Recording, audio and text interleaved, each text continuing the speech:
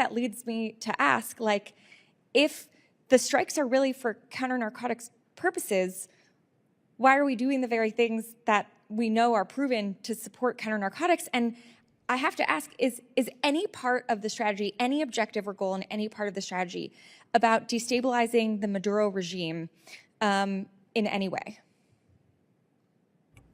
Congresswoman, I would refer to the president's remarks. Those were the most authoritative comments on our position in Venezuela.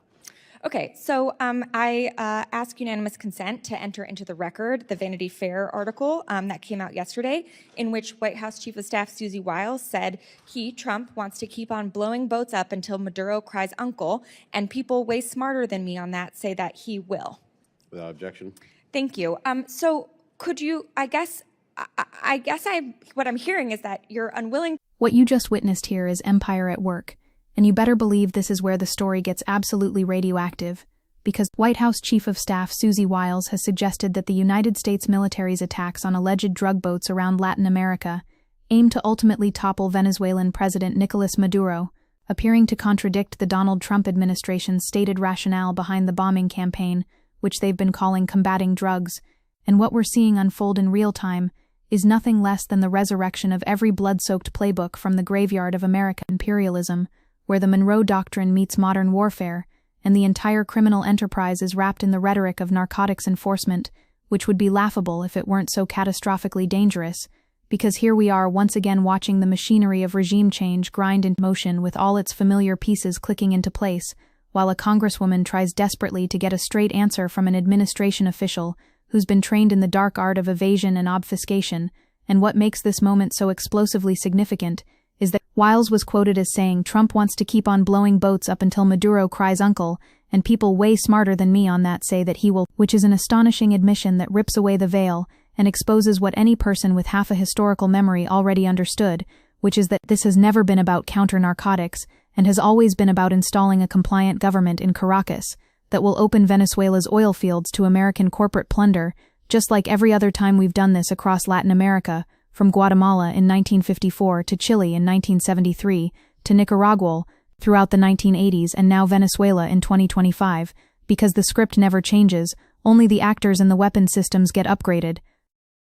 This representative is doing the vital work of congressional oversight, trying to pierce through layers of bureaucratic doublespeak to expose the fundamental dishonesty at the core of this operation, and the administration official responds with the most cowardly deflection imaginable, referring her to the president's remarks as though presidential statements constitute the totality of American foreign policy, when we know from decades of declassified documents and investigative journalism that what presidents say publicly bears almost no resemblance to what's actually happening in the operational theaters where covert action unfolds. And as of December 15, 2025, at least 99 people have been killed in at least 26 strikes on 27 vessels, which means we're talking about extrajudicial executions carried out in international waters, without trials, without due process, without even basic evidentiary standards being met publicly, because the U.S. government has released little verifiable evidence to support its claims about the targeted vessels, and the U.S. government has neither identified the people killed in any of the cases,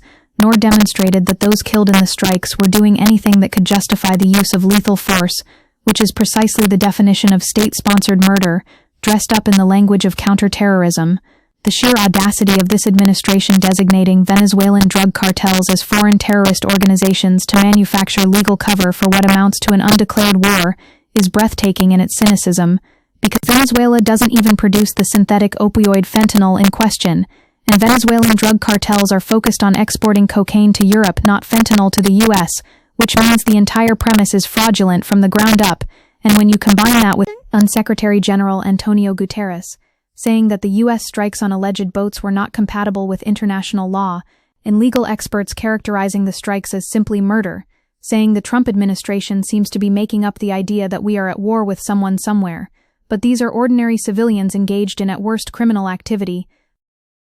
then what you're looking at is the United States operating as a rogue state that has placed itself above the international legal order and is conducting summary executions based on secret intelligence that may or may not be accurate, while claiming this is all about protecting American lives from drug overdoses, when in fact the street drug fentanyl, which accounts for the vast majority of U.S. drug deaths, isn't produced in Venezuela or smuggled in boats being targeted, and whatever actions are taken in the Caribbean have no effect on fentanyl, and cartels operating in the Caribbean region heavily involved in cocaine trafficking, much of which goes to countries other than the United States. But let's talk about what this really represents, because the deployment of 10,000 troops and 6,000 sailors on U.S. ships active in the region, along with the USS Gerald R. Ford aircraft carrier destroyers, cruisers, amphibious assault ships, and a Special Forces support ship, is not the force structure you build for interdicting speedboats, and this is where every alarm bell should be ringing at maximum volume, because some experts say the campaign's scope and intensity go beyond counter-narcotics objectives, possibly reflecting a broader effort to force regime change in Venezuela, and the historical parallels are so obvious they're practically screaming at us from every page of Latin American history, where the United States has intervened successfully to change governments, a total of at least 41 times in the slightly less than 100 years, from 1898 to 1994, which amounts to once every 28 months for an entire century, and that legacy of intervention has left a trail of military dictatorships disappeared, activists tortured dissidents, and shattered democracies across an entire hemisphere. The congresswoman in this clip understands the game being played, which is why she's trying to get the official to admit what everyone with eyes can see, which is that the boat strikes are a pretext for a much larger operation aimed at destabilizing and ultimately toppling the Maduro government. And when the official refuses to answer directly and instead hides behind presidential statements, she introduced the Vanity Fair article that came out yesterday with the Susie Wiles quote into the congressional record, which is a brilliant tactical move because it creates a permanent official documentation of the administration's own chief of staff, contradicting the official narrative and exposing regime change as the actual objective. And this matters enormously because it establishes a paper trail for future accountability for war crimes prosecutions, for congressional investigations, for historical reckoning, because what's happening right now in the Caribbean is not some aberration or departure from American foreign policy norms, but rather the continuation of a deeply entrenched pattern of imperial domination that has characterized U.S.-Latin America relations for over a century. Reports from November 2025 indicate that the Washington Post reported 2 anonymous sources said Hegseth had given a verbal order to SEAL Team 6 to leave no survivors, and 2 men who survived the initial strike were killed in a subsequent double-tap strike, which if true represents a war crime of the most flagrant and indefensible variety because targeting survivors who are hors de combat, who are out of the fight, who are shipwrecked and defenseless, is explicitly prohibited under the Geneva Conventions. Retired Judge Advocate General Daniel Maurer told CNN that whether they are narco-terrorists designated by the president or not, whether they are war criminals or not, it doesn't matter because killing them while shipwrecked while they're hors de combat out of the fight is a war crime, and this is the kind of atrocity that demands investigation, prosecution, and accountability at the highest levels of government, because Pete Hegseth is not some rogue operator making decisions in a vacuum, but rather the Senate-confirmed Secretary of Defense, executing policy that has been authorized by the President of the United States. What makes this entire operation even more sinister is the complete absence of congressional authorization because the administration has not sought congressional approval for the strikes it has conducted in international waters, and the House Democrats forced votes on 2 war powers resolutions, and both measures fell short. Which means the legislative branch has been completely sidelined in decisions about whether to engage in military operations that are functionally acts of war. And this represents a constitutional crisis of the first order, because the power to declare war is vested exclusively in Congress, not in the executive branch. Yet here we have a president unilaterally deciding to conduct lethal military operations against entities he has designated as terrorist organizations, using a legal framework that exists nowhere in statute or treaty law, and when questioned about whether he needs congressional approval, Trump told reporters at the White House in late October, "I don't think we're necessarily going to ask for a declaration of war. I think we're just going to kill people that are bringing drugs into our country. We're going to kill them, they're going to be like dead," which is the kind of statement you'd expect from a mafia don, not from the commander-in-chief of the world's most powerful military. The American people need to understand what's being done in their name, with their tax dollars using their military, because a growing controversy over a follow-up U.S. strike that reportedly killed surviving crew members of an alleged drugs trafficking boat in the Caribbean has led Trump's Democratic critics on Capitol Hill to warn of a potential war crime, and several powerful Republicans are shaken and are signaling a rare willingness to rigorously investigate the administration, and this bipartisan concern should tell you everything you need to know about how far outside the boundaries of acceptable conduct this operation has strayed, because when Republicans who are generally predisposed to support military action and executive power start expressing serious reservations, you know something has gone profoundly wrong, and the fact that the United Kingdom concerned with the legality of the lethal strikes had suspended or withheld information sharing about suspected drug trafficking vessels demonstrates that even America's closest allies recognize this operation for what it is, which is a flagrant violation of international law that puts them at risk of complicity in war crimes. Venezuela is being subjected to what can only be described as an act of aggression because using U.S. forces to take control of a merchant ship is incredibly unusual and marks the Trump administration's latest push to increase pressure on Maduro, who has been charged with narco-terrorism in the United States. And the U.S. has built up the largest military presence in the region in decades, and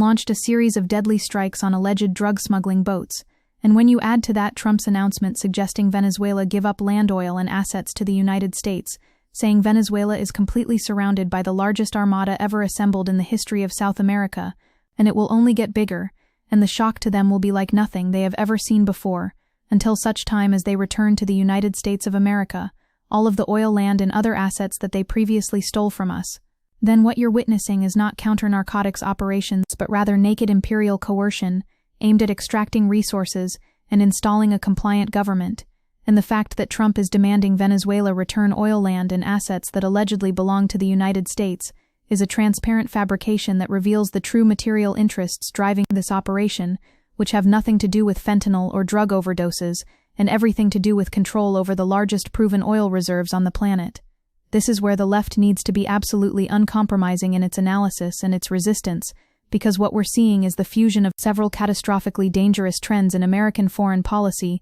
including the militarization of drug enforcement, the expansion of presidential war powers, the designation of non-state actors as terrorist organizations to circumvent international law, the use of the military to advance corporate interests, and the resurrection of Cold War-era regime change operations, all wrapped together in a package that threatens not only Venezuela, but the entire framework of international law and collective security that has at least nominally governed relations between states since 1940. 5 Americans oppose U.S. military action against Venezuela, according to a Quinnipiac survey,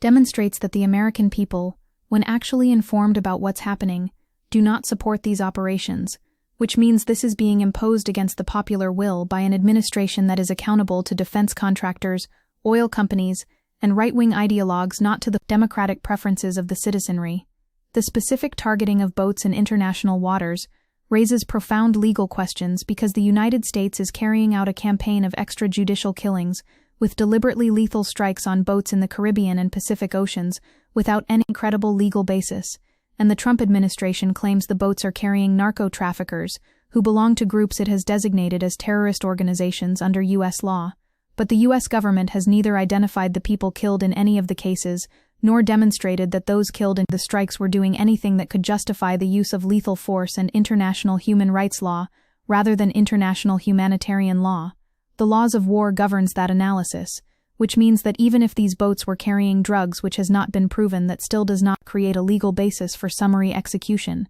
because drug trafficking is a criminal offense, not an act of war, and criminals have rights including the right to due process, the right to a trial, the right to present a defense, and the right not to be killed, extrajudicially by state actors. The broader context that makes this so explosively urgent is that the strikes are part of an escalating pressure campaign against Venezuelan leader Nicolás Maduro, whom U.S. officials accuse of being the leader of a drug cartel that the State Department designated a foreign terrorist organization in November, and this designation is doing enormous legal and political work because it purports to transform what would normally be law enforcement issues into matters of national security and armed conflict, thereby bypassing all the constitutional and statutory constraints that would normally apply to the use of military force. But this is a transparent manipulation of the law because the mere fact that the Trump administration labels someone a narco-trafficker does not make them a legitimate military target,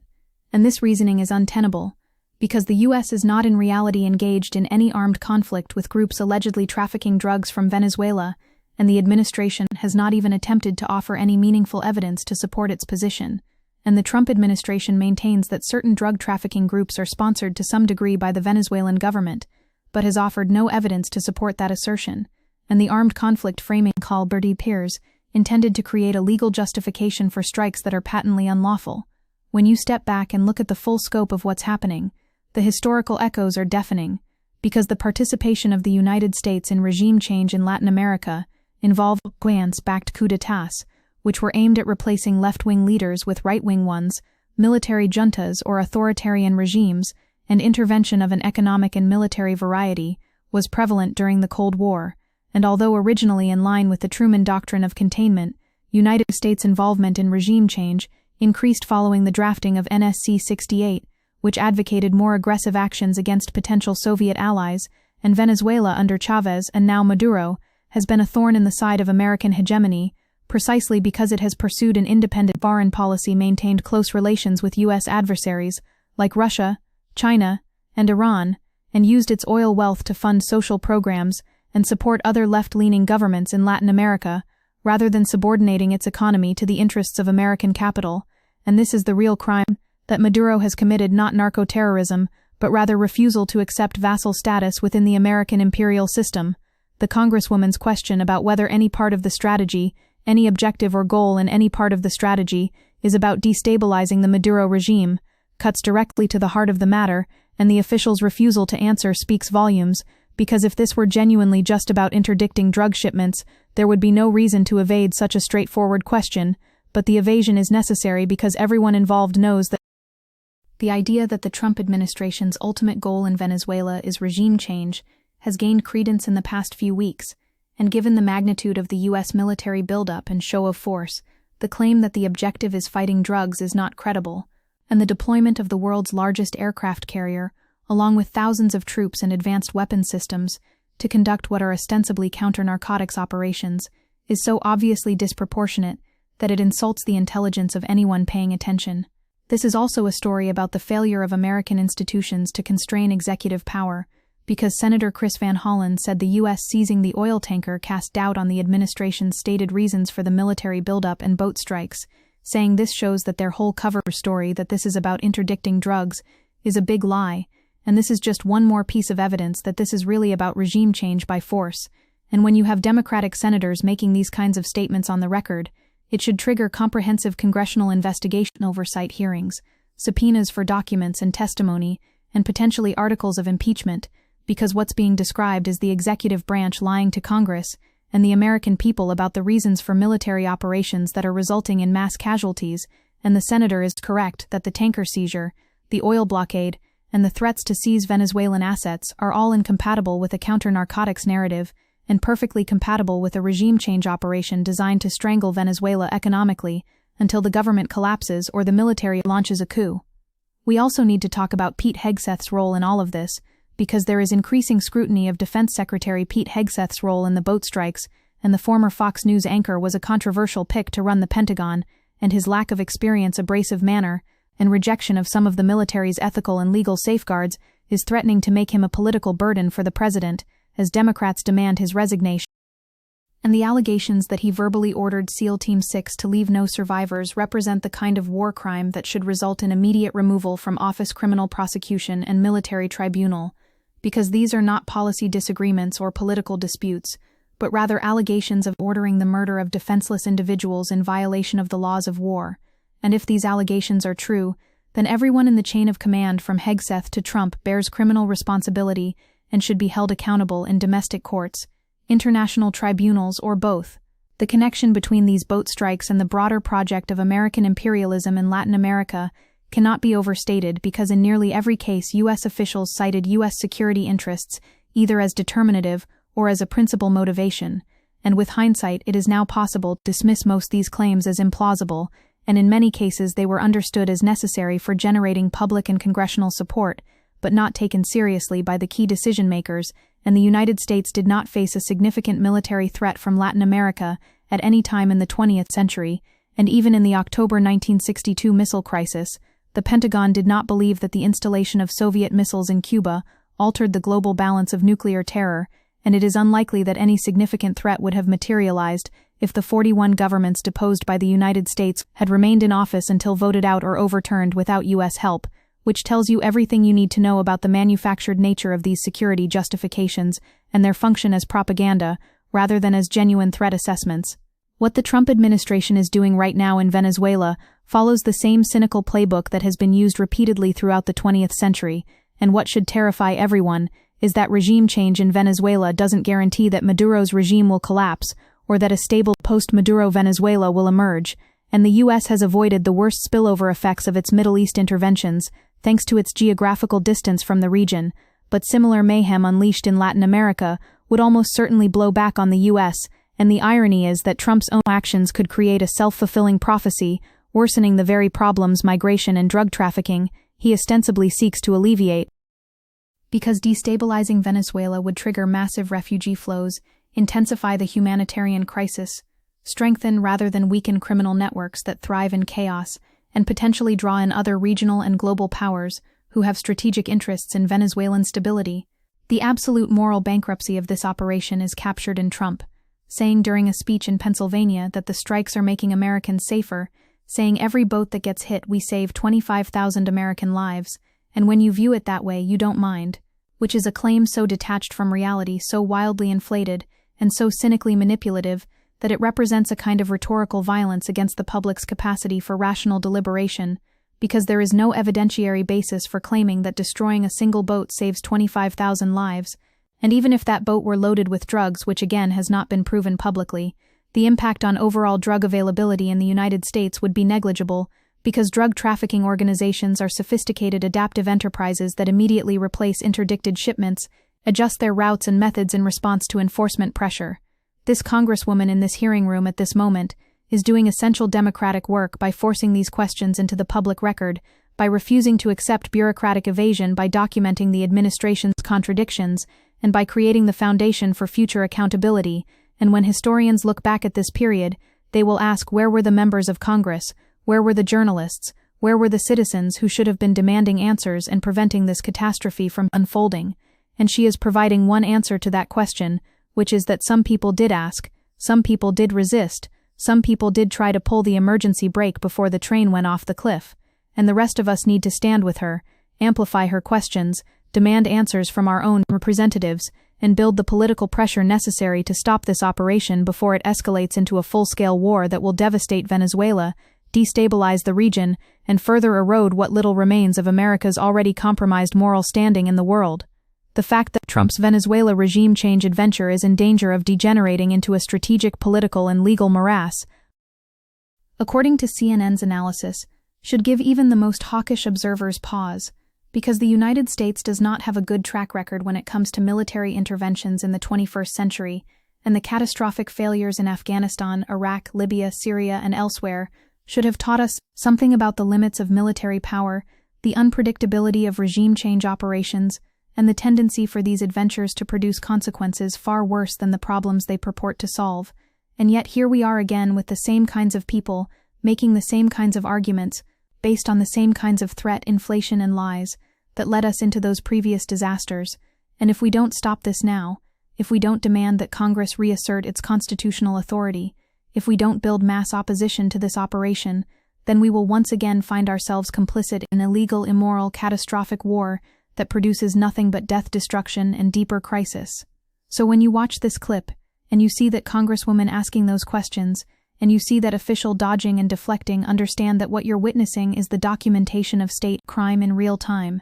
and your responsibility as a citizen, as a human being, as someone who cares about justice and international law and human rights, is to make sure that this doesn't get memory hold, that it doesn't get normalized, that it doesn't just become another footnote in the long, bloody history of American empire, but rather becomes the catalyst for a movement powerful enough to stop it.